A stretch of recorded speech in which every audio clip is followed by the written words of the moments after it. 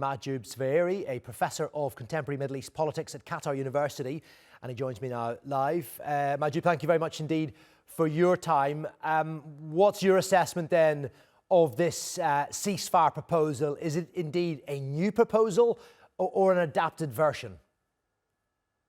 Well, I think Israeli government has decided that to distance itself from the previous arrangement and the deal which signed on 19th of January, and now moving in different direction.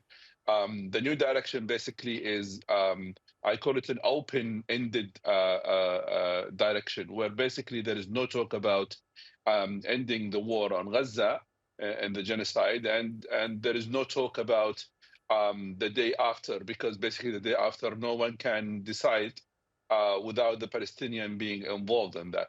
So considering that, and considering the fact that the major player here in the United States is stretching its, itself on different files, and from Ukraine to Iran to Yemen so Palestinian or Gaza issue is becoming one of the issues, not the major issue.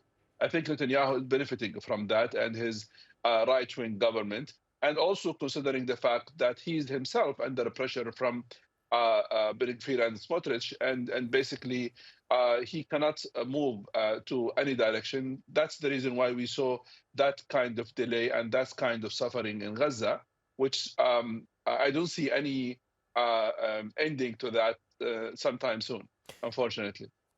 So the suggestion is then that the new proposal has not been made in good faith by Israel. Do you expect it will be rejected? I expect that basically the major issue, which is about I would say the military side of it, which basically putting the weapon of Hamas aside, that will be rejected, and they already announced that. But the problem is they talk about 45 days just to allow some food and medicine to get in, and that's it. But what about the day after? No one talks about it. Israel does not want to talk about that.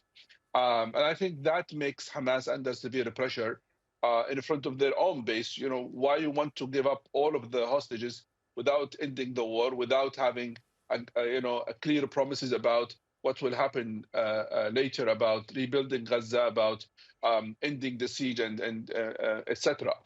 So none of these issues are discussed. So what we are seeing now is, I call it a buying time strategy, which basically Netanyahu is following. He wants more hostages, whether alive or dead, to be released, and then he can continue the war. That issue, I think, Hamas would not accept that unless there is change will happen last minute. Yes, but Israel has time on its side, and clearly Palestinians in Gaza do not. So how long do you think they and Hamas can hold out? To be honest, both are under severe pressure with this kind of demonstration and anger within the Israeli society. Different sectors and different institutions are involved now.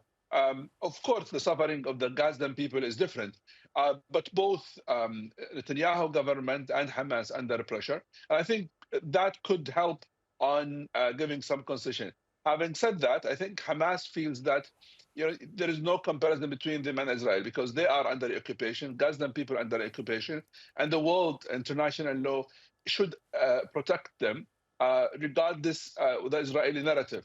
And that is the situation. I think I don't see anyone listen to in the world. Still, they look at Gaza only through Hamas, and as long as Hamas there, no change in Gaza, and that is the disaster side of the story. Mahjoob, we do thank you very much indeed for your analysis today. Thanks for joining us on the news hour. My pleasure. Mahjoob Zweiri there joining us from Doha.